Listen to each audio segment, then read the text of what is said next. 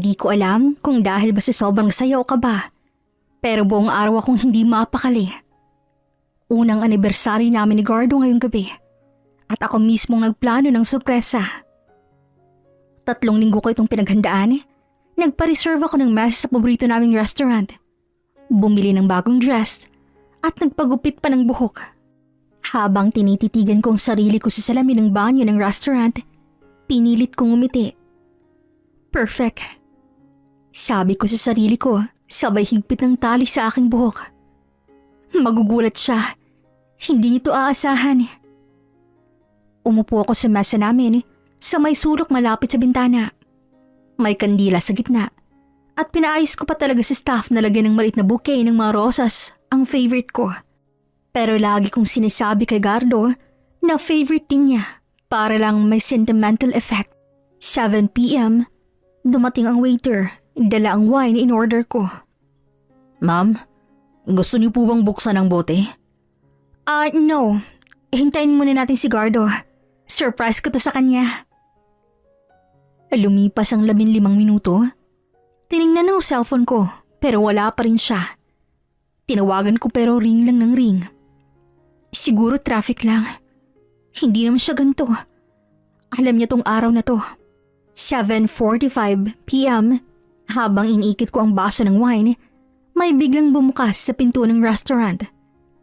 Nilingon ko agad, sabik na sabik. Si Gardo.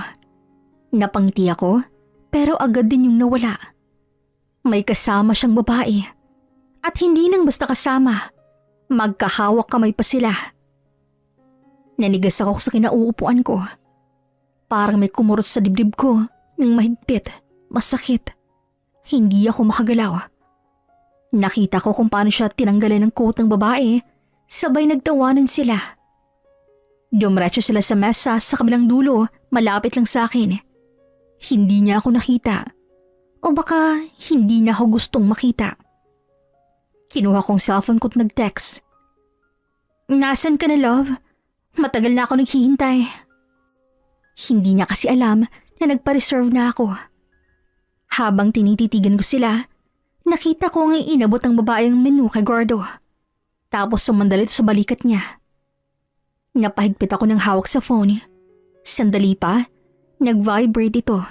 Si Gardo. Babe, sorry ah. Nasa meeting pa kasi ako eh. Medyo matatagalan. Bukas na lang tayo mag-dinner ha? Natawa ako. Yung tawang may kasamang luha. Meeting pala ha? Yan bang meeting mo? Tumayo ako. Diretso akong lumapit sa mesa nila. Ramdam ko ang mga matang nakatingin sa akin habang naglalakad. Gardo. Napalingo siya na parang nakakita ng multo. Vicky? Hoy, andito ka pala. Sabi mo kasi may meeting ka? Nagulat ang babae at agad na tumingin kay Gardo. Gardo? Siya ba yung... Ang girlfriend mo? O baka ex na? Kasi mukhang may bago ka ng pinalit eh. Natahimik ang buong restaurant. Si Gardo, hindi makatingin ng diretsyo. Vicky, hindi mo na iintindihan. Hindi ko naiintindihan? 1 taon, Gardo. 1 taon tayong magkasama. At hindi mo malang maalala yung anibersaryo natin? Natahimik lang siya. Tumingin siya sa babaeng kasama niya, tapos bumalik ang tingin sa akin. Vicky, please. Hindi ganito yung iniisip mo. Tama ka. Kasing iniisip ko, tanga ako. Huminga ako ng malalim at pinunasan ng luha ko. Akala ko lang seryoso ka. Nakakabing katahimikan ng sumunod. Tila ramdam din ng mga naraw ng tensyon sa pagitan naming dalawa. Hindi ko alam kung kailan ka nagsimulang magsinungaling sa akin. Pero salamat ha. At least ngayon, totoo na lahat. Tinalikuran ko siya. Bago ako lumabas ng restaurant, narinig ko pang mahinang boses ni Gardo. Vicky, sandali lang. Pero hindi na ako lumingon. Paglabas ko, sinalubong ako ng malamig na hangin. Ang sakit sa dibdib. Parang tinutusok ng libo-libong karayom. Huminga ako ng malalim, Pinikit ng mamata at pabulong kong sinabi, "Happy anniversary, Gardo." Ngumiti ako, hindi dahil masaya ako, kundi dahil tapos na. Hindi ako umuwi ng bahay pagkatapos ng nangyari sa restaurant. Ayokong makita ni Gardo kung saan ako daraan. Ayokong sundan niya ako. Baka mamaya magpaliwanag pa siya. At baka bumigay akong muli.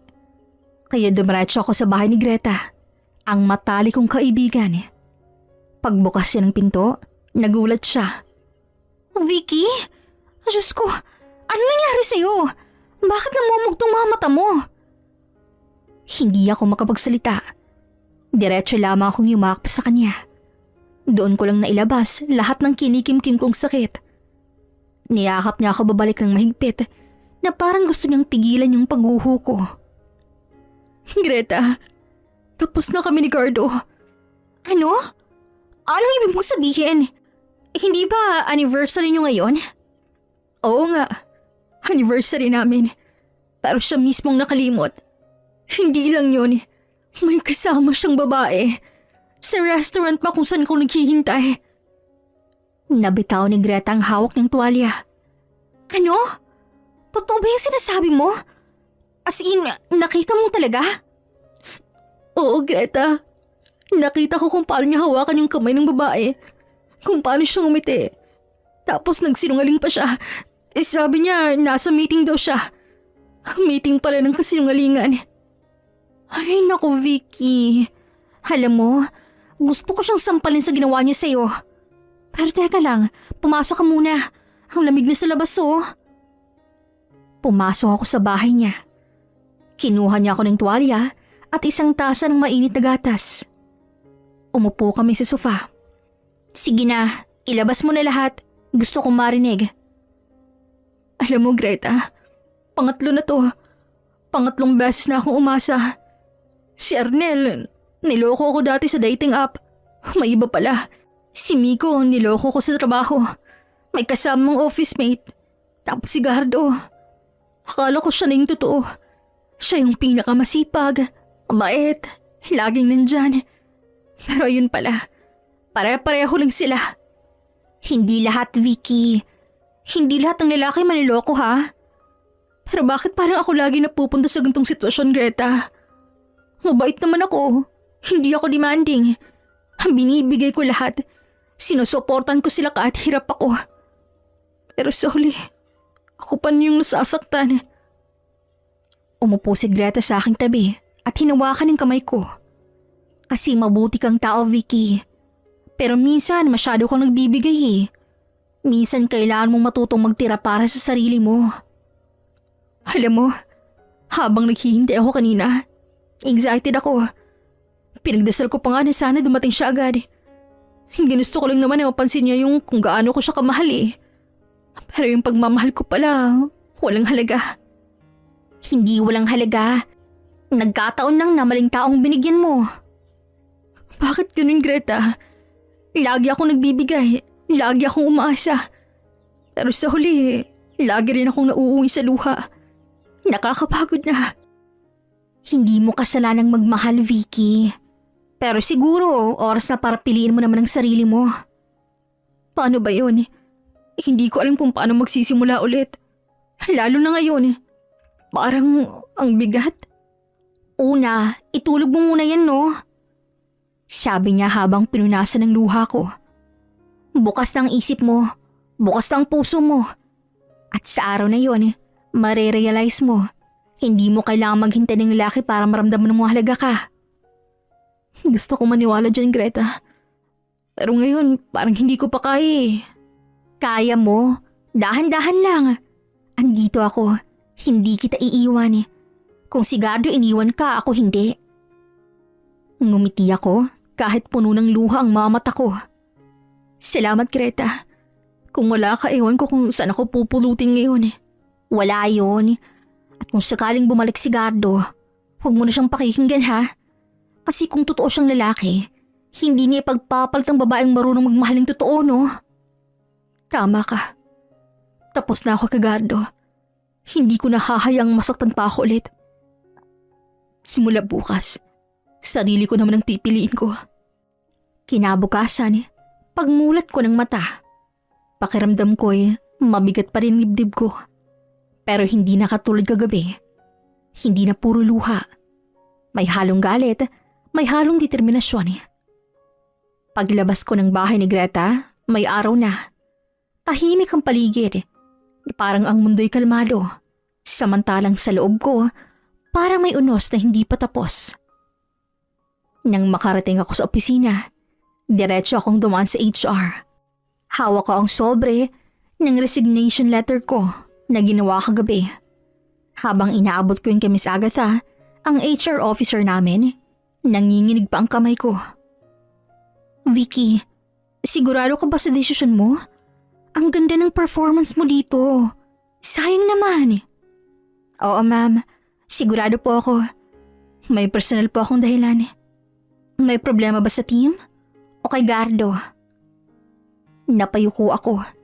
Hindi ko na gustong pag-usapan, pero alam kong obvious.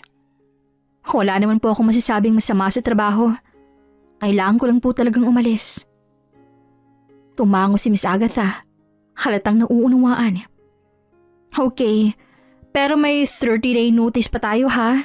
Kaya kayanin muna hanggang the end of the month. Opo, kaya ko po. Paglabas ko ng HR, nasalubong ko si Gardo. Nakatayo siya sa hallway, may hawak na kape at may hilaw ng ngiti. Vicky, pwede ba tayo mag-usap? Busy ako, Gardo. Naglakad ako, pero sumunod siya sa likod ko. Alam kong galit ka pa rin sa akin. Pero pwede mo naman akong pakinggan kahit sandali lang eh.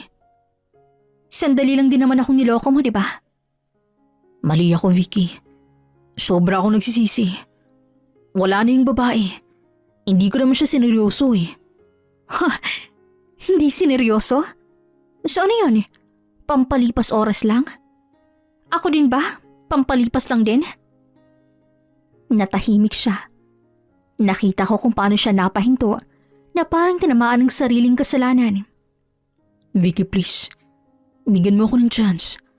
Alam kong nagkamali ako pero hindi ko kayang mawala ka. Masyado ng huli para dyan, Gardo. Alam mo ba kung gaano kasakit yung makita kami kasamang iba? Excited pa naman akong surpresahin ka pero hayun, ako palang na-surprise. Ang galing mo ah. Alam ko. At araw-araw kong pinagsisisihan yun. Hindi ko alam kung anong pumasok sa isip ko eh. Simple lang. Hindi mo akong minahal ng tapat. Tumahimik siya. Parang bigla siyang nawalan ng salita. Lumapit siya ng konti. Hawak ang kamay ko. Pero mabilis ko yung iniwas. Huwag, Gardo. Hindi mo na kailangang magpaliwanag. Hindi mo na kailangang mag-sorry araw-araw. Kasi kahit ilang beses mong sabihin, hindi mo na mabubura yung sakit. Pero mahal pa rin kita. At ako, Gardo, nagsisimula na akong mahalin ng sarili ko. Kaya hindi na ako babalik sa kung saan ako nasaktan. Naiwan siyang tahimik habang tumalikod ako. Sa mga sumunod na araw, panay pa rin ang pangungulit ni Gardo. May mga bulaklak sa mesa ko ting umaga. May mga sticky notes sa monitor ko. I'm sorry. Please forgive me. I'll wait for you. Minsan dumaraan siya sa pantry, mag-aalok ng kape. Kape? Vicky? Favorite mo to. Caramel latte. Salamat, pero ayoko ng matamis. Tatawa siya ng pilit, pero ramdam kong tinatamaan siya. Tuwing lunch break, sinusubukan niyang sabay na akong kumain. Naalala mo ba dati? Dito tayo unang nag-date sa pantry, di ba? Ikaw pa yung nagbaon ng adobo. Naalala ko rin kung paano ka nangako na ako lang. Napahinto siya't hindi na nakasagot. Gabi-gabi, may mga text messages. Vicky, mag-reply ka naman. Kamusta ka na? Hindi ako makatulog kakaisip sa'yo. Sana bigyan mo ako ng pagkakataon patunayan na nagbago na ako. Pero hindi na ako nag-reply. Hindi na ako nagpa-apekto. Pagdating ng huling araw ng trabaho ko, tinawag ako ni Miss Agatha sa opisina. Vicky, finalize na lahat. Sayang, pero kung sakaling magbagong isip mo, bukas pa rin sa'yo ang kumpanya. Salamat po, ma'am. Pero kailangan ko po talagang mag-move on. Habang lumalabas ako ng building, naroon si Gardo sa lobby. Hawak ang isang maliit na paper bag. Vicky, regalo lang sana. Uling beses ko nang mangungulit, promise. Tumingin ako sa kanya. Kita ko sa mga mata niyang pagsisisi. Pero alam kong hindi sapat yon para burahin ang sugat. Hindi ko kailangan ng regalo, Gardo. Ang kailangan ko, katahimikan. Sana kahit hindi mo na ako mahal, maalala mo pa rin minahal kita. Huminga ako ng malalim. Naaalala ko, pero hindi ko na kailangang alalahanin pa yon. Kasi ngayon, ang gusto ko lang tandaan ay kung paano ko tinuruan ang sarili kong bumangon. Ngumiti ako ng mahina sabay talikod. Sa bawat hakbang ko palabas ng gusali, pakiramdam ko ay may bigat na unti-unting nawawala. Hindi ko alam kung saan ako tutungo, pero alam kong sa wakas, malaya na ako. Lumipas ang mga buwan at sa bawat umagang dumaraan, unti-unti kong daramdaman na nagbago na talaga ako. Hindi na ako yung dating Vicky na madaling masaktan, madaling maawa, o madaling umasa. Para bang unti-unti nang tumigas ang puso ko. Hanggang sa tuluyan na nga itong naging bato. Hindi ko napansin agad. Sa una akala ko lakas yun.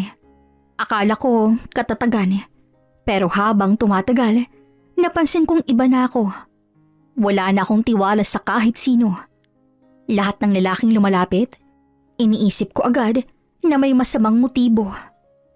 Minsan nga sabi ni Greta habang nagkakami kami sa isang cafe sa Quezon City bago ako lumipat ng trabaho. Vicky, minsan hindi mo na napapansin ha? Parang galit ka na sa mundo. Hindi ako galit. Marunong na akong tumingin kung sinong totoo at sinong plastic. Pero hindi lahat ng tao pareho kay Gardo ha? Lahat pare-pareho lang. Magaling lang silang magtago. Pero sa dulo iiwan ka rin. Napabuntong hininga si Greta. Hindi na siya sumagot.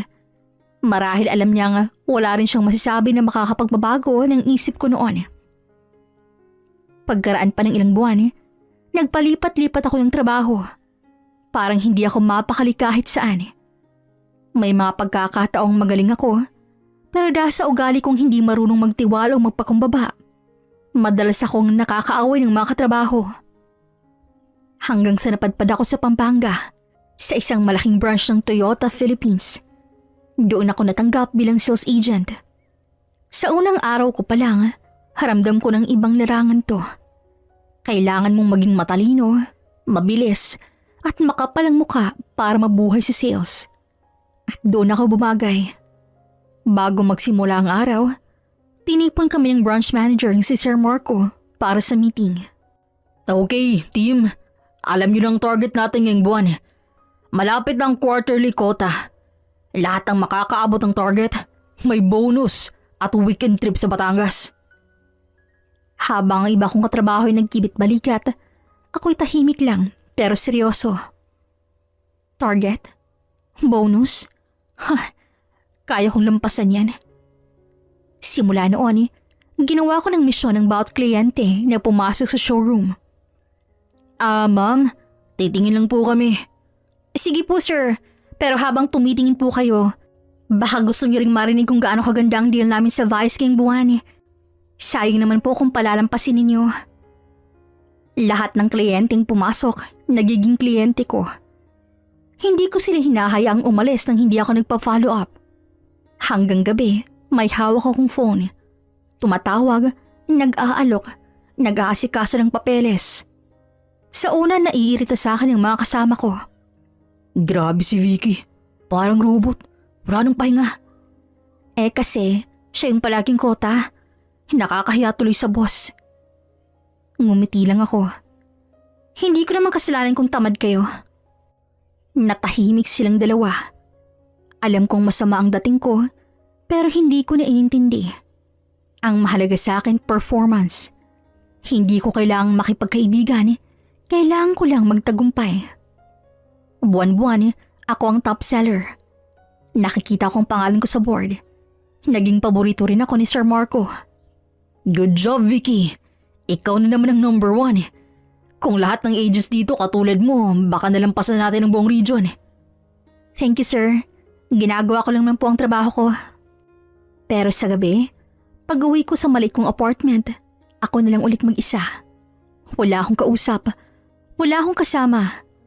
Ang ganda ng mga achievements ko. Bagong kotse, bonus, incentive. Pero pakiramdam ko parang walang laman. Minsan habang tinititigan ko ang city lights mula sa bintana, tinatanong ko ang sarili ko. Eto na ba yon? Eto ba yung gusto kong maging ako? Malakas, pero mag-isa? Kinabukasan, habang nasa opisina ako, lumapit si Lynn. Vicky, may bagong trainee daw na papasok. Baka i-assign sa team mo. Okay lang, basta wag lang istorbahin yung trabaho ko. Baka naman magbagong isip kung nakita mo. Gwapo raw, taga Makati pa. Lahat sila pare-pareho lang. Sa una puro bait, sa huli puro sakit. Mainit ang tanghali noon sa Toyota Pampanga branch. Halos sumasabog ang sikat ng araw sa bubong ng showroom at kahit may aircon, ramdam pa rin ang init sa paligid. Abala ako nun sa pag-aasikaso ng mapapeles ng isang client na kukuha ng Fortuner. Nang biglang bumukas ang pinto, pumasok ang isang matandang lalaki. Marahil nasa edad 50 o higit pa. May suot siyang salakot, kupas na polo at pantalon na tila ilang beses nang ginamit sa bukid. Maduming tsinelas at may alikabok pang laylay ng kanyang pantalon. Bitbit niyang lumang bag na parang pinagtagpi-tagping sako. Lahat ng tao sa showroom ay napalingon. Tahimik ang paligid habang naglakad siya papunta sa gilid kung saan nakaparada ang Land Cruiser 300. Isa sa pinakamahal na unit sa branch. Lumapit siya sa akin at marahang nagtanong. Miss, magkano po kaya tong Land Cruiser na to? Napatingin ako mula ulo hanggang paa. Ang suot niya, ang itsura niya. Halatang hindi siya kliyenteng bibili ng ganung klase ng sasakyan. Sa loob-loob ko, baka nagbibiro lang. Sir, sigurado po ba kayo sa tinatanong ninyo? Baka po gusto niyong silipin mo na yung Vios o Wigo. Mas pasok po sa budget yun ngayon. Gusto ko lang sanang malaman kung magkano. Ang ganda kasi. Natawa ko ng mahina, yung tipong may halong pangungutya. Sir, ang ganda nga po talaga. Pero itong unit na to, halos 5 million pesos na. Depende pa kung anong variant. Baka magulat lang kayo kapag narinig niyo yung presyo.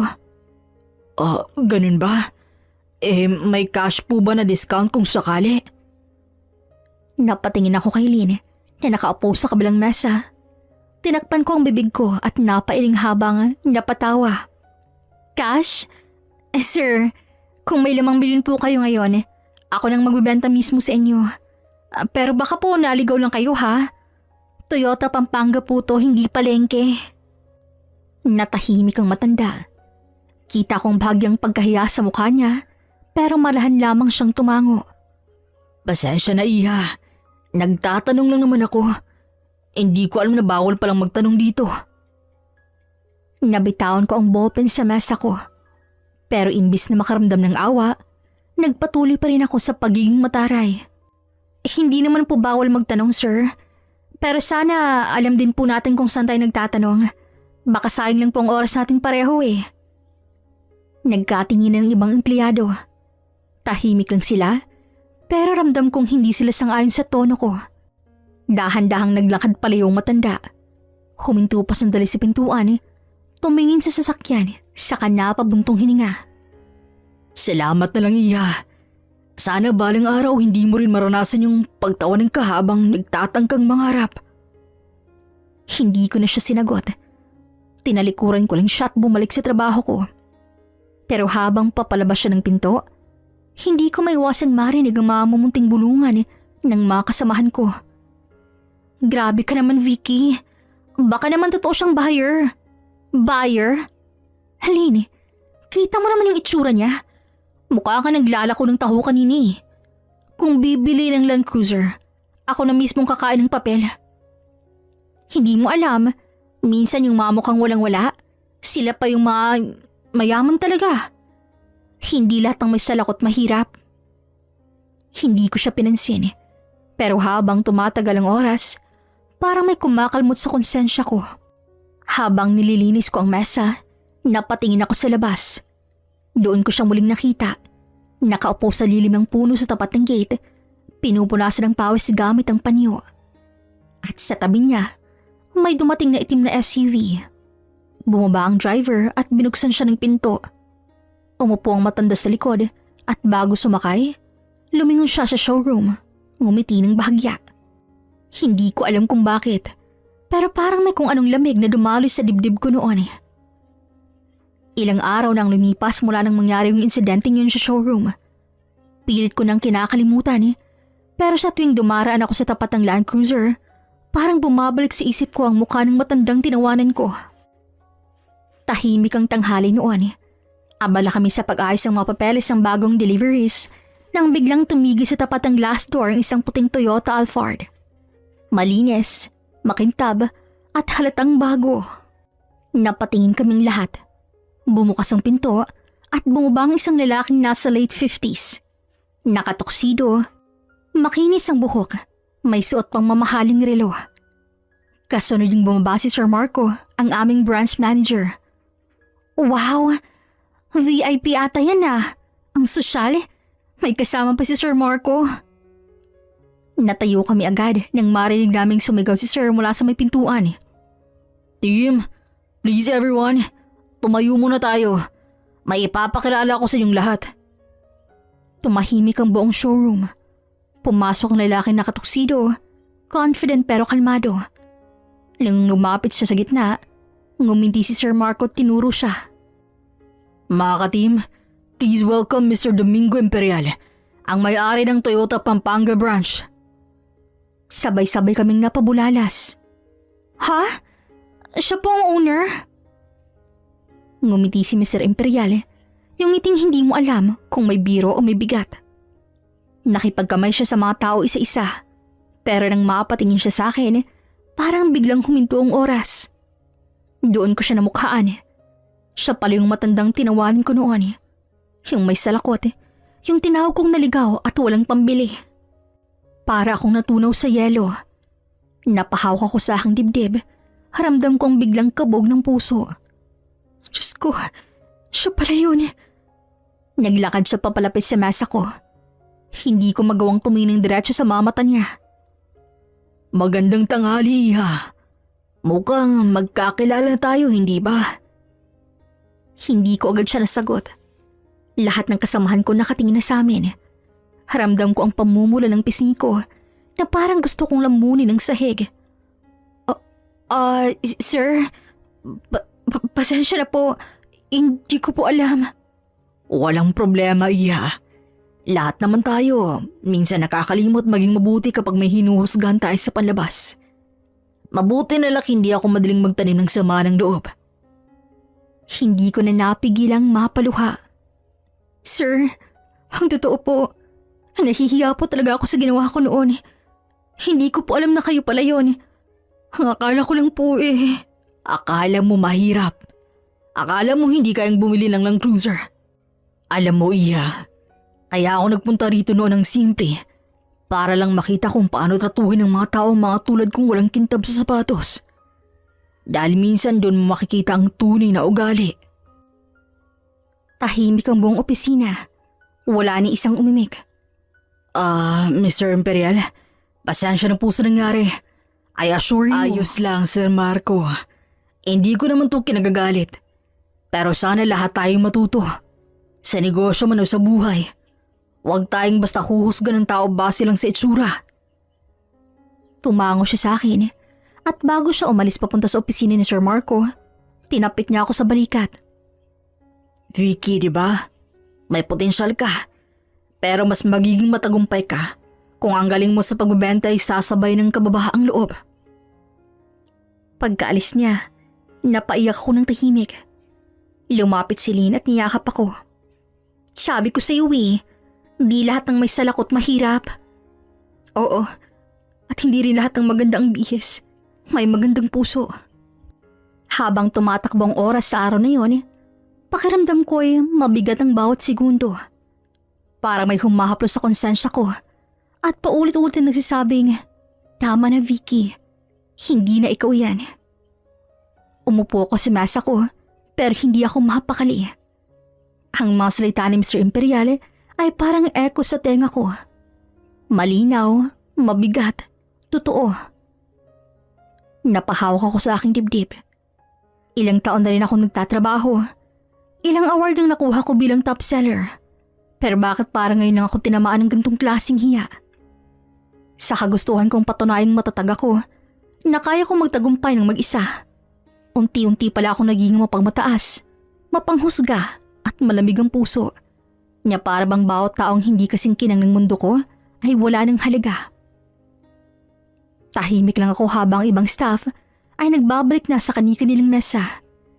Naririnig ko pang mahinang bulungan ni Lynn at Marlon pero parang malayo sa akin ang lahat. Maya-maya, bumukas ang pinto ng opisina ni Sir Marco. Lumabas si Mr. Imperial, kasunod si Marco na tila masigla pa rin ang ngiti. Maraming salamat po, sir. I'll personally handle the next set of reports. Safe trip po. Salamat, Sir Marco. I'll visit again soon. Habang naglalakad palabas ang showroom si Mr. Imperial, napasulyap siya sa direksyon ko. Isang saglit lang pero sapat para manlamig ang buong katawan ko. Parang huminto ang hangin. Nakatitig lang siya sa akin ng ilang segundo, walang sinasabi. Ngunit sa tingin pa lang, haramdam ko ng pangunawa at kabigatan ng aral. Narinig kong bumukas ang pinto ng Alfred. Umupo siya sa loob at bago ito tuluyang umalis, sumulyap siyang muli sa labas, sa direksyon ko. At sa sandaling yon, naramdaman ko na parang may sumabog na damdamin sa loob ko. Hindi galit, hindi takot, kundi hiya at gising ng pagkatao. "Vicky, ayos ka lang?" "Hindi, pero siguro kailangan ko maging hindi okay para matauhan." "Ha?" Matagal ko nang sinasabi sa sarili ko na matatag ako. Pero iba palang matatag sa matigas ang puso. Ang totoo, matagal na akong mali. Natahimik kaming pareho. Sa labas ng bintana, tanaw kong unti-unting paglayo ng Alfred, kasabay ng pakiramdam na may isang bahagi ng sarili kong kailangang magbago. Kinabukasan maaga kong pumasok sa opisina. Kasalukuyan nag-aasikaso ng papeles si Sir Marco nang kumatok ako. Oh, Vicky, pasok ka. May problema ba? "Sir, gusto ko lang po sana magpaalam. Magbabakasyon po ako ng ilang araw. Birthday po kasi ng tatay ko." Ah, oo nga pala. Sabi ni Lynn baka gusto mong pahinga. Sige, go ahead. Deserve mo naman yan eh. Ang sipag mo nga nitong mga nakarang linggo eh. "Salamat po, sir. Sa totoo lang, kailangan ko rin po talagang magmuni-muni. Marami rin po ako napagtanto nitong mga araw." Mukhang mabigat yan ah. Basta tandaan mo, Vicky, hindi masamang matuto sa pagkakamali. Yun nga ang essence ng growth eh. "Opo, sir. Pangako pagbalik ko, mas maging maayos na ako. Hindi lang bilang seller, kundi bilang tao." Good. Enjoy your vacation, Vicky. Paglabas ko ng opisina, napangiti ako. Ngayon ko lang naramdaman ang katahimikan sa isip ko. Wala akong iniisip na kota. Wala akong iniisip na kliyente. Ang gusto ko lang umuwi, huminga, at makasama ang pamilyang muli. Pagkalipas ng araw mula nang bumalik ako sa trabaho, pinatawag ako ni Sir Marcos sa opisina niya. Tahimik akong pumasok, dala pa rin ang kabang hindi ko maipaliwanag. Vicky, may kliyente kang makikita aking tanghali ah. Importanteng meeting to, kaya gusto kong ikaw mismong humarap. Sa isang mamahaling restaurant sa Angeles ang meeting. Sige po sir, sino po ang kliyente? Si Mr. Domingo Imperial. Halos manlambot ako sa narinig ko. Si Mr. Imperial, ang matandang pinagtawanan ko noon sa showroom.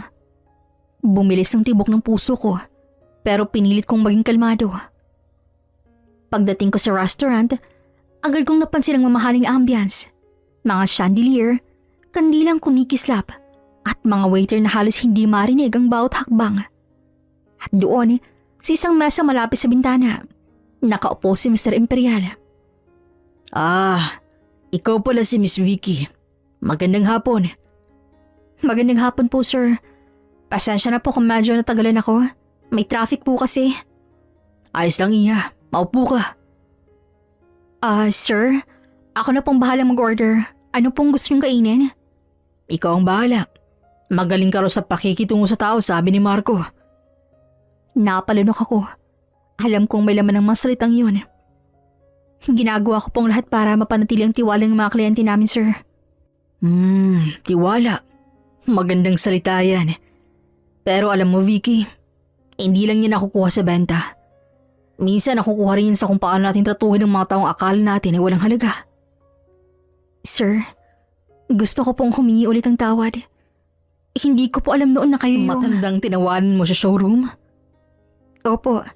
At hanggang ngayon po, pinagsisihan ko po yun. Sobra po. Masyado po ako naging mapagtamataas. Akala ko kasi, pag magaling ka at maganda ang benta mo, sapat yun para respetuhin ka ng iba. Mali pala ako. Marami na akong nakilala sa industriya, Iha. Pero bihira ang taong marunong umamin ng pagkakamali. Maganda yan. Huwag mong sayangin ang aral. Salamat po, sir. Pinapangako ko po, magbabago ako. Hindi lang po bilang empleyado, kundi bilang tao. Iyan ang gusto kong marinig. Alam mo, may plano akong magbukas ng bagong branch sa Tarlac. Gusto kong ikaw mamuno bilang senior sales consultant. Ako po? Pero pagkatapos ng nagawa ko? Oo. Kasi gusto kong makita kung paano mo babaguhin ang tingin mo sa mundo. Ang tunay na tagumpay, Vicky, hindi lang nasusukat sa pera o posisyon, kundi sa kung paano mo ginagamit ang puso mo. Tumayo siya at inabot ang kamay niya sa akin. Inabot ko rin yon nang nanginginig. Maraming salamat po, sir. Hindi ko po kayo bibiguin. Habang lumalabas kami ng restaurant, ramdam ko ang kakaibang gaan sa dibdib.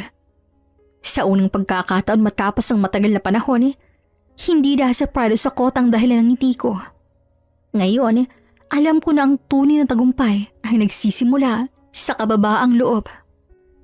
Isang gabi, imbitado kaming lahat ng empleyado sa mansyon ni Mr. Domingo Imperial. Kaarawan ng aming amo. Hindi ko alam kung anong aasahan.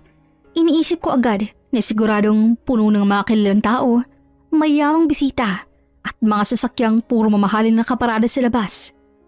Pero nang makarating ako, ibang-iba pala. Ang malaking trangkahan ng mansyon ay bukas. At sa loob, may mga ilaw na kumikislap sa paligid ng hardin. Pero imbis na mga sosyal na gown at mamahaling kotse, ang bumungad sa akin ay mga simpleng tao. Mga mekaniko, mga tauhan sa planta, mga janitor, mga driver, pati mga gardener. May mga bata ring tumatakbo, mga misis na naghahain ng pagkain, at sa gitna ng lahat, naroon si Mr. Imperial. Nakangiti, nakapolo lang at walang halong kaibangan sa kilos. Grabe, hindi ko inaasahan to. Ano Vicky? Hindi ba parang ibang-iba si Sir ngayon? Akala ko rin mga negosyanteng bisiti pero puro empleyado natin mga pamilya nila. Oo nga Lynn, ang saya ng lahat. Parang hindi birthday ng isang milyonaryo no? Parang fiesta lang sa baryo. Sa di kalayuan, nakita ko si Mr. Imperial na nakikipagkamay sa isang matandang trabahador na dati daw niyang driver. Nakita ko kung paano niya tinulungan na nga ipaupo sa mesang matanda sabay abot ng pagkain. Lumapit kami ni Lynn at tinawag kami ni Sir Marco. Vicky, Lynn, alika. Sumama kayo kay Sir Domingo. Magpapasalamat daw siya sa inyo sa mga efforts niyo nitong quarter. Kinabahan ako nang marinig yun. Pero sabay kaming lumapit ni Lynn. Nang makita kami ni Mr. Imperial, agad siyang umitit tumango. Vicky, buti dumating ka. Alika, maupo ka rito. Kain tayo. Salamat po sir. Happy birthday po. Salamat Iha. Alam mo, sabi ng iba, pag mayaman ka raw, dapat puro mayaman din ang kasama mo. Pero hindi ako naniniwala ron. Ang mga tunay na kasama sa buhay ay yung mga taong tumulong sa'yo kahit hindi mo sila kilala. Ang ganda po ng pananaw niyo, sir. Sa totoo lang, kailan po ako nakakita ng gantong handaan. Akala ko po, puro negosyanteng bisita ninyo. Ah, nako, kung puro negosyante yan, baka puro inggitan at pagmamayabang ng marinig ko. Mas gusto ko itong makasama kong totoo. Tingnan mo yung mga anak ng mga tauhan ko. Masaya, busog, walang takot. Yan ang gusto kong makita sa bawat taon ng buhay ko. Nakakabilib po kayo, sir. Sa totoo lang, simula po nang makilala ko kayo, parang unti-unting nagbagong tingin ko sa mundo. Lahat tayo may pinagdaraanan, Vicky. Ako man, dumating din sa panahon na naging mayabang. Pero natutunan kong walang talagang saysay ang pera kung hindi ka marunong pahalagahan ng tao. Ang respeto hindi mo bibili sa katanong halaga. Tama po kayo, sir. Noon inakala ko rin na kailangan mong maging matigas para magtagumpay. Pero ngayon naiintindihan ko na. Mas matatag pala yung marunong magpakumbaba. Iyan ang aral na gusto kong maipasa sa inyo. Kaya nga kayong gusto kong mamuno sa bagong branch sa Tarlac, Vicky. Hindi dahil sa galing mo masabenta, kundi dahil natutunan mo makinig sa puso. Habang tumatakbo ang gabi, may mga nagtatawanan, may mga kumakanta sa videoke, at ang hangin ay puno ng amoy ng inihaw at tinolang manok. Si Mr. Imperial mismong nagsandok ng sopas at nag-abot sa isa sa mga trabahador. Hindi ko maiwasang mapangiti habang pinagmamasdan siya. Hindi siya mukhang milyonaryo. Mukha siyang isang ama. At sa loob-loob ko, sinabi ko sa sarili ko, ito palang ibig sabihin ng tunay na yaman. Yung respeto at pagmamahal na binabalik sa'yo ng mga tao. Hindi dahil sa pera mo, kundi dahil sa kabutihan mo. Habang nag-aabot si Sir Marco ng mikropono kay Mr. Imperial, narinig kong sabi niya, sa lahat ng andito, salamat. Hindi ko man kayo mabigyan ng mamahaling regalo. Sana maramdaman ninyo na mahalaga kayong lahat sa akin. Dahil kung wala kayo, wala rin ako. At mula noong gabi ng kaarawan ni Mr. Imperial, nag-ibang takbo ng mga araw ko sa trabaho. Hindi ko maipaliwanag, pero tuwing dumarating siya sa branch, tila mas nagiging magaan ang lahat. Parang may kakaibang sigla sa paligid. At kahit ako mismo na dati palaging seryoso at tahimik, ay napapangiti kapag naroon siya. Isang hapon, pinatawag ako ni Sir Marco.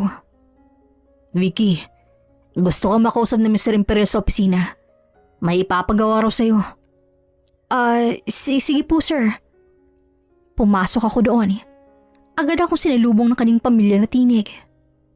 Vicky, buti dumating ka. Maupo ka muna. Salamat po, sir. May kailangan po ba kayo ipagawa? Wala namang gaanong trabaho. Naalala ko lang na minsan sinabi mo mahilig kang sa kape kapag pagod ka. Naalala ko kasi na parang nutang ka habang nagpe-present sa client kanina. Napansin niyo po talaga yon? Siyempre. Alam mo, Vicky, sa dinami-rami ng empleyado dito, ikaw ang madalas kong nakikitang hindi lang nagtatrabaho, kundi nagbibigay ng buhay sa trabaho. Salamat po, sir. Pero ginagawa ko naman po yung dapat. Hindi lang dapat. Minsan kasi may mga taong sadyang ganun. Hindi dahil gusto nilang mapansin, kundi dahil ganun talaga sila. Hindi ko alam kung anong isasagot ko roon. Ang dating kabang nararamdaman ko tuwing kaharap ko siya ay unti-unting napapalitan ng paghanga at may kung anong init na hindi ko maipaliwanag. Baka naman po sobra ng papuri niyo, sir. Baka nga. Pero totoo yun. Alam mo, matagal ko nang gustong sabihin sa'yo. Ibang aura mo, Vicky. Sa unang tingin, matigas. Pero kapag nakilala, marupok pala ang puso. Napatigil ako. Hindi ko alam kung bakit, pero para akong tinamaan. Sir naman, parang kilalang kilala niyo po ako Marahil kasi matagal ko na rin pinagmasdan. Napatitig ako sa kanya. Sa edad niya, halata ang karanasan sa buhay ang mga linya sa kanyang mukha. Ang mga mata niyang puno ng karunungan. Pero sa sandaling yon, may nakita kong iba. Isang lalaking marunong umintindi at marunong magmahal. Sir, bakit po parang ang lalim ng mga sinasabi ninyo? Dahil totoo. Minsan kasi may mga taong dumarating sa buhay natin para ipalala kung gaano tayo nagiging malamig. At sabay ay binubuksan ulo yung pusong matagal nang natutulog. Sir, hindi ko alam kung paano ko po tatanggapin yung mga sinasabi ninyo. Hindi mo kailangang tanggapin ngayon, Vicky. Sapat na sa akin na maramdaman mong hindi lahat ng lalaki manloloko. Para akong napako sa kinauupuan ko. Ang mga salitang yun, para bang sinasaksak ako ng katotohanan. Sir, alam niyo po, matagal ko nang sinarado ang puso ko. Lahat ng naging karelasyon ko, paniloko lang kinahihinatnan. Ayoko na sanang maniwala ulit. At kung sakali na may isang taong handang patunayan sa iyo na hindi lahat ay ganon, bibigyan ba siya ng pagkakataon? Hindi ko po alam, sir. Baka po kasi masaktan lang ulit ako. Kung ganon, ako na lang masasaktan para sa iyo. Hindi ko napigilan ang luha ko. Mabilis ko yung pinunasan pero napansin niya rin. Tumayo siya at marahan akong nilapitan at inalok ang panyo. Hindi ko intensyong guluhin ka, Vicky. Gusto ko lang malaman mong may taong handang tumingin sa iyo. Hindi dahil bata ka o maganda ka, kundi dahil totoo ka. Kinuha ko ang panyo at dahan-dahang umiti. Salamat, sir. Hindi ko pa alam kung anong meron sa mga salitang sinasabi niyo. Pero parang bumabalik yung tiwala ko. Kung ganun, hayaan mong ako magturo sa iyo kung paano magmahal ang hindi nasasaktan. Hindi ko alam kung anong tumibok sa puso ko noon. Takot, kilig o pag-asa. Pero isa lang ang malinaw. Mula sa isang simpleng ugnay ng respeto, may unti-unting nabubuong damdamin na kahit ako mismo ay hindi ko na kayang itanggi. Lumipas pang ilang araw, unti-unting gumanda ang turingan namin ni Mr. Imperial. Hindi na ako gaanong kinakabahan kapag kausap siya. Minsan ngayon nakikita ko siyang ngumiti kapag nagpapatawa ko. Madalas kaming mag-usap sa veranda ng mansyon tuwing hapon. Habang iniinom niyang paborito niyang kape at ako na may nakatayo sa gilid, nag-aayos ng mga bulaklak. Vicky, alam mo ba minsan naiinggit ako sa mga katulad mo. Ako po, sir? Bakit naman po? Dahil kahit anong hirap, parang kaya mong ngumiti. Parang hindi ka na uubusan ng lakas ng loob. Hindi po siguro ganun, sir. Natuto lang po ako magpanggap minsan. Pero sa totoo lang, marami rin pong pagkakataong gusto ko nilang umiyak. Wala namang masama roon. Ang luha minsan ay pahinga ang puso. Huwag mong pigilan kapag kailangan mo. Salamat po. Hindi ko akalaing may makakaintindi ng gano'n. Isang araw, pinapunta niya ako at sumama sa maliit na pagtitipon sa plaza ng bayan. Doon siya may ipapamigay na tulong sa mga mangingisda. Habang abala kami sa pamimigay ng mga gamit, bigla akong narinig na matagal ko nang hindi naririnig. Vicky, ikaw ba yan? Parang tumigil ang oras. Dahan-dahan akong lumingon. Si Gardo, ang lalaking minsan kong minahal at siya ring sumira ng tiwala ko. Gardo? Ikaw nga?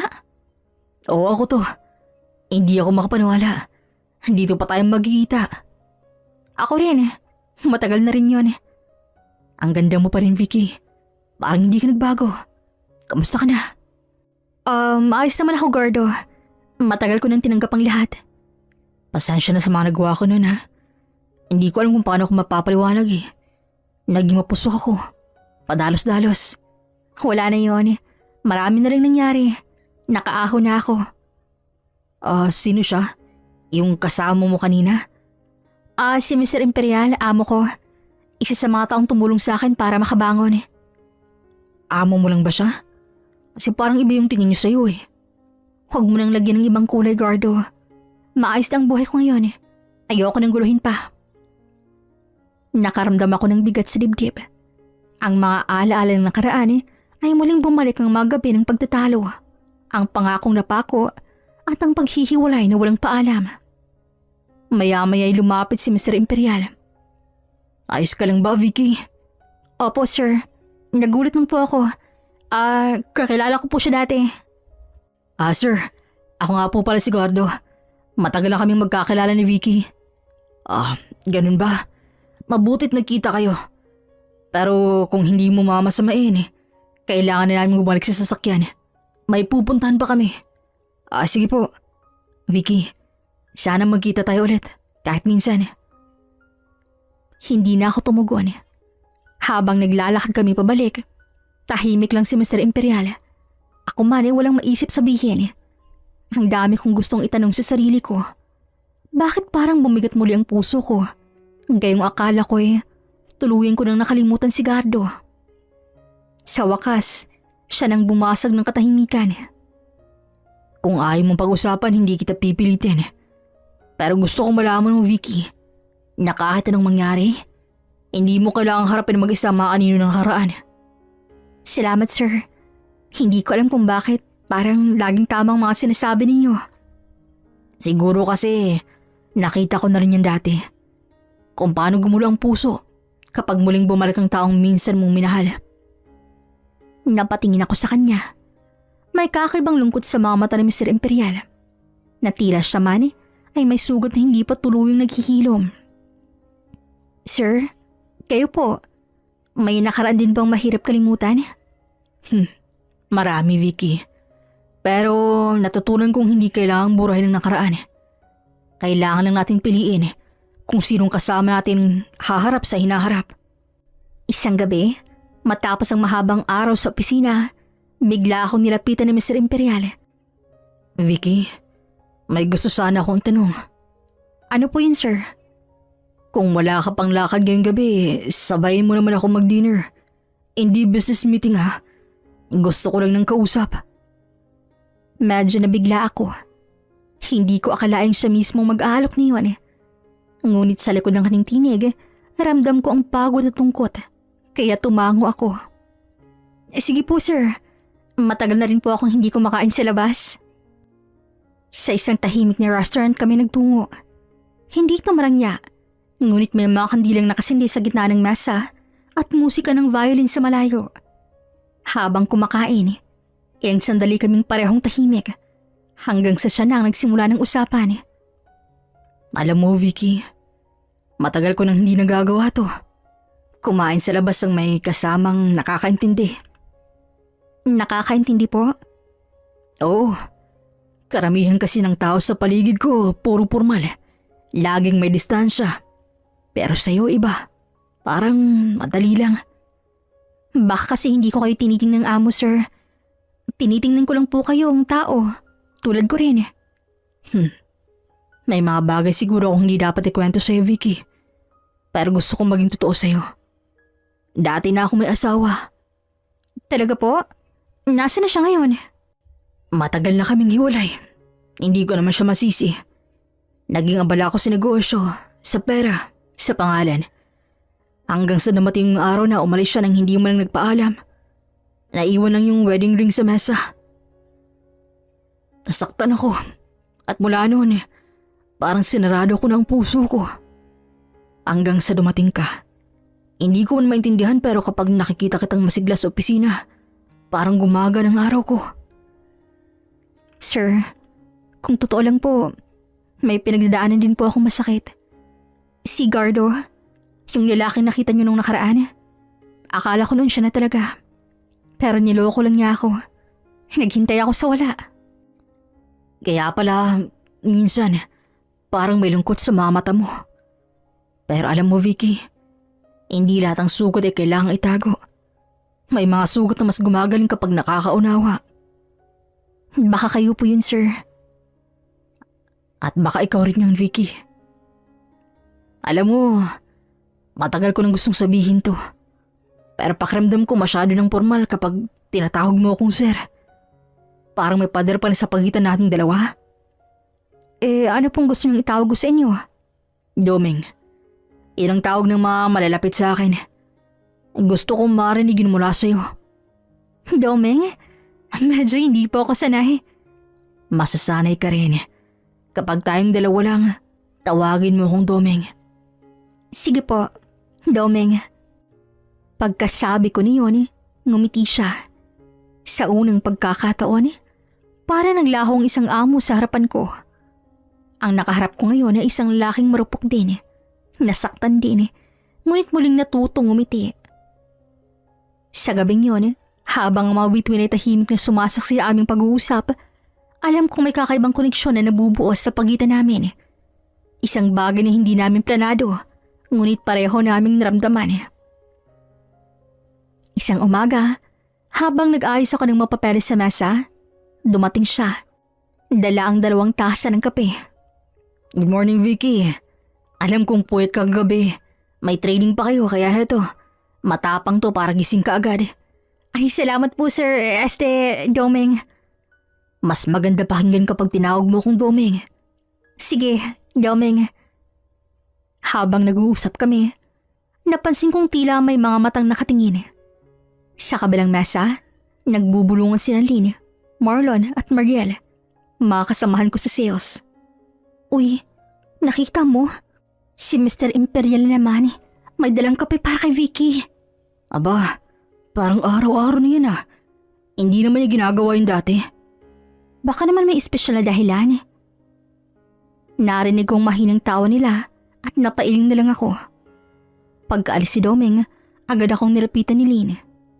Vicky, spill the tea. Ano bang meron sa inyo ni boss?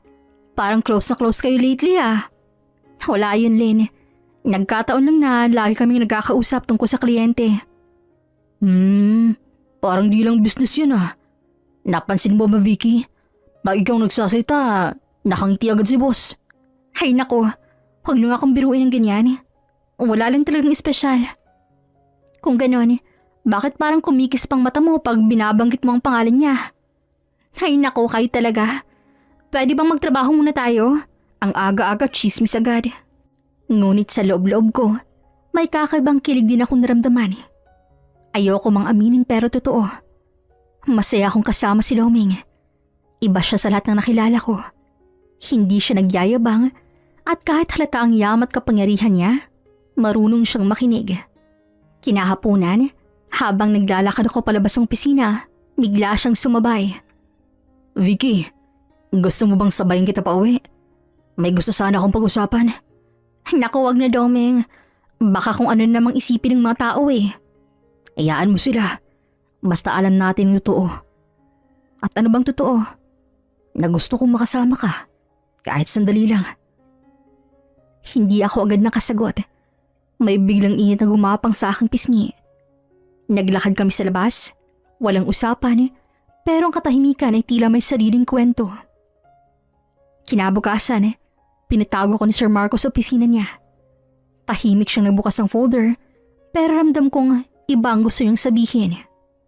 Vicky, napapansin kong madalas na kayo magkasama ni Mr. Imperial.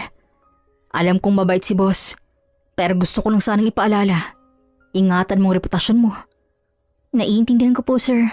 Wala naman po kaming ginagawang masama. Kaibigan ko lang siya. Sana nga.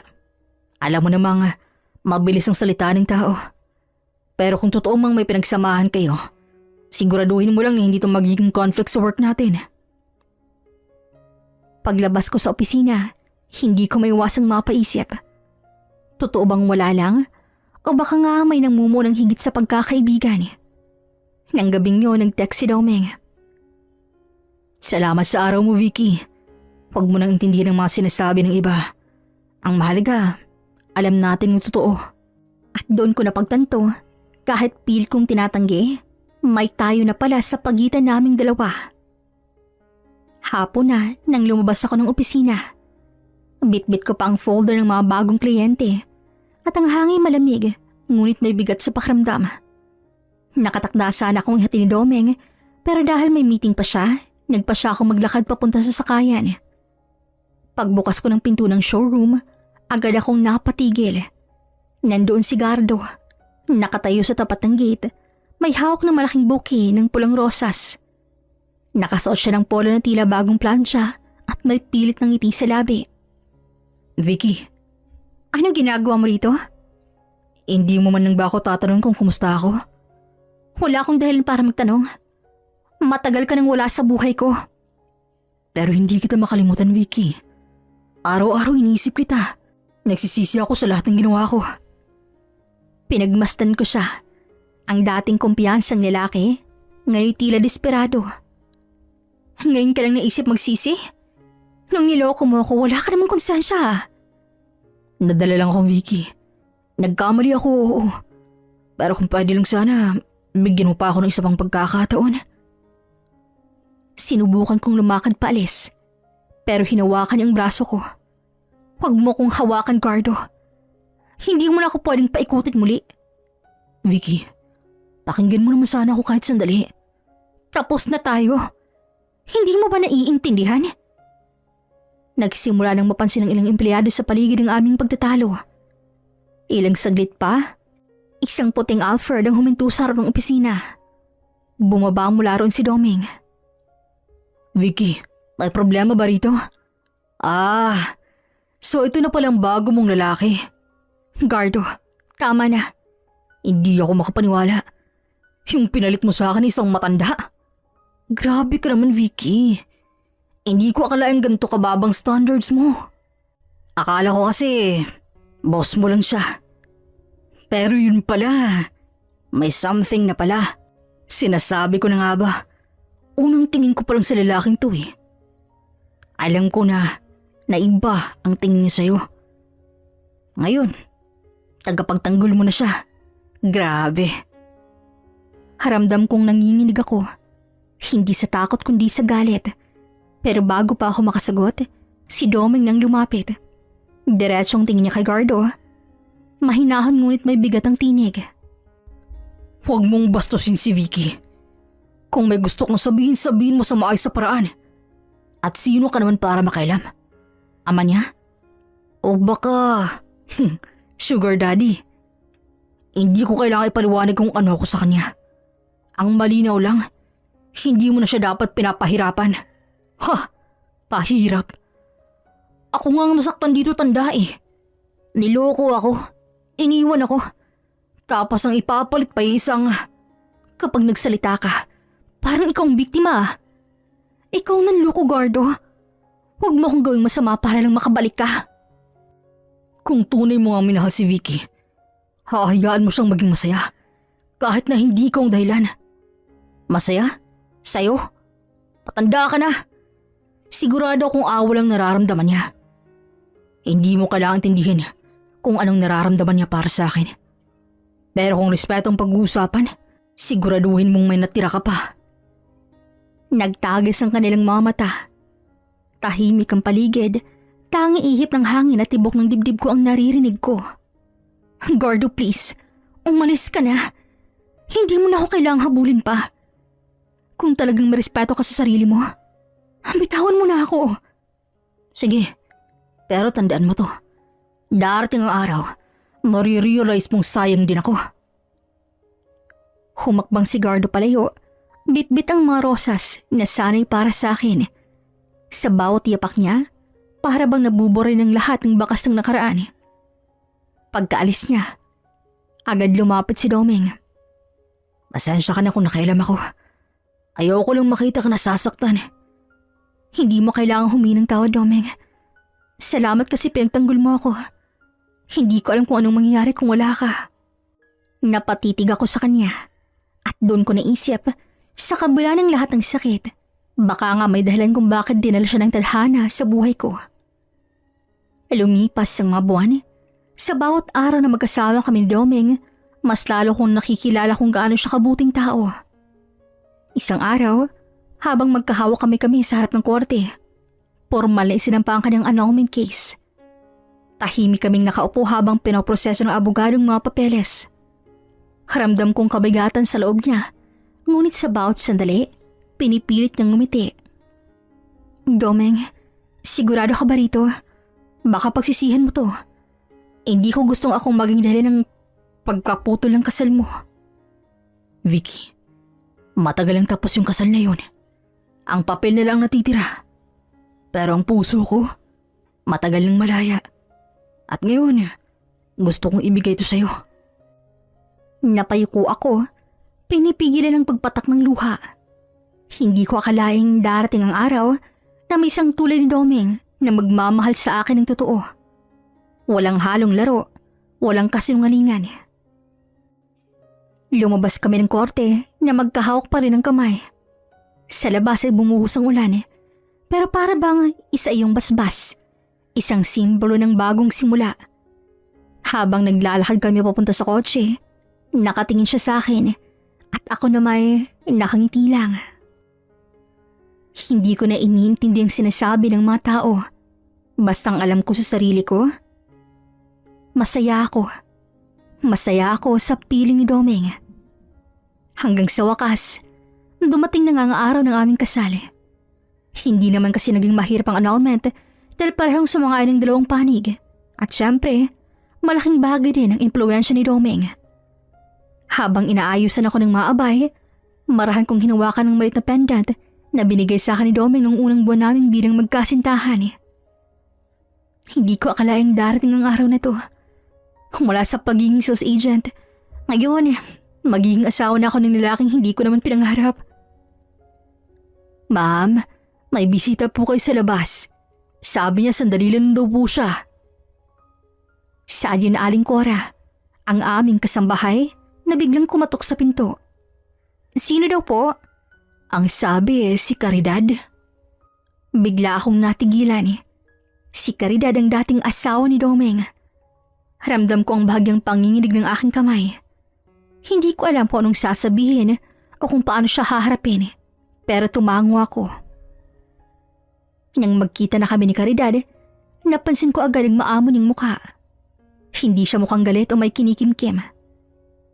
Nakaayos siya ng kasuotan at may dala pang maliit na paper bag. Magandang umaga, Vicky. Pasensya ka na kung biglaan akong pumunta. Wala pong problema, ma'am. Maupo ka muna. Gusto mo ng tubig? Hindi na, salamat. Sandali lang talaga ako. Tahimik akong naupo sa kanyang tabi. Haramdam ko ang bigat ng katahimikan sa pagitan namin. Pero siya ang unang nagsalita. Alam mo, matagal kong pinag-isipan kung pupunta ba ako rito. Ayokong isipin mong manggugulo ako pero hindi yun ang dahilan ko. Hindi ko naman po iniisip yun. Sa totoo lang, natutuwa po akong dumating ka. Salamat. Alam kong matagal ko na rin sinaktan si Doming. Hindi ko siya naiintindihan noon. Naging abala ako sa sarili kong mga pangarap at napabayaan ko siya. Ganon din naman siya. Hindi lang talaga kami nagkakaunawaan. Hanggang sa pareho na lang kaming naging malamig sa isa't isa. Pero nang marinig kong may nagmamahal sa kanya ulit, ikaw, alam mo ba, gumaan ang loob ko. Kasi ibig sabihin, may nagpatuloy ng mga bagay na hindi ko nagawa. Hindi ko alam kung anong sasabihin ko, ma'am. Pero salamat po. Hindi ko intensyon na agawin siya. Dumating lang po siya sa buhay ko sa panahong pareho po kaming sugatan. Hindi mo kailangang magpaliwanag. Alam kong totoo ang pagmamahal mo. Kita ko sa mamata ni Doming, Vicky. Matagal ko na siyang kilala pero ngayon ko lang ulit nakita na ganun siya kasaya. Maraming salamat sa mga salita mo, ma'am. Hindi ko akalaing ganito tayo mag-uusap ngayon. Akala ko hindi mo ako matatanggap. Ang totoo, matagal ko nang pinagdasal na sana may taong dumating sa buhay niya na magpapahalaga sa kanya. At ikaw yun, Vicky.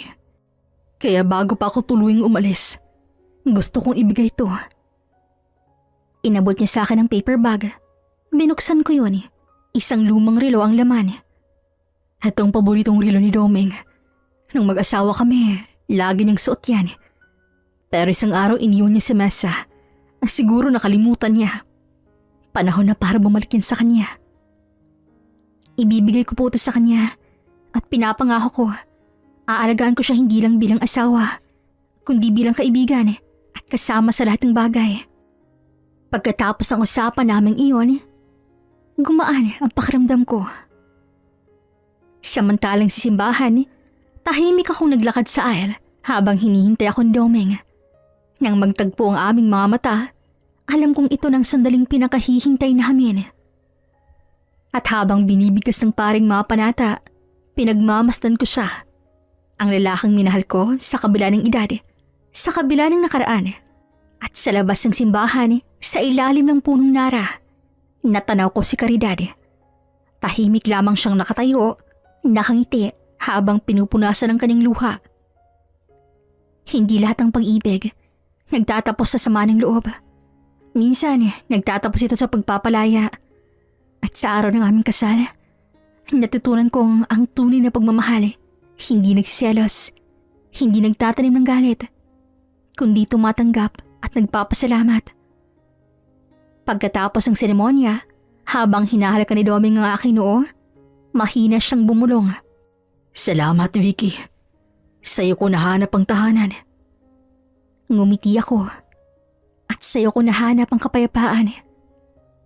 Sa labas ng simbahan, tahimik namang lumakad paliw si Caridad. Sa kanyang mga labi, maririnig ang mahina niyang bulong. Maging masaya ka, Doming. At ang gusto kong makita, ang ngiti mong matagal nang nawala. At habang bumabagsak ang sinag ng araw sa mga bulaklak ng simbahan, alam kong yun ang tanda ng isang mapayapang pagtatapos at isang bagong simula. Hanggang dito na lamang po. This is Regine here in Miss Teen Stories. Daghan kayong salamat!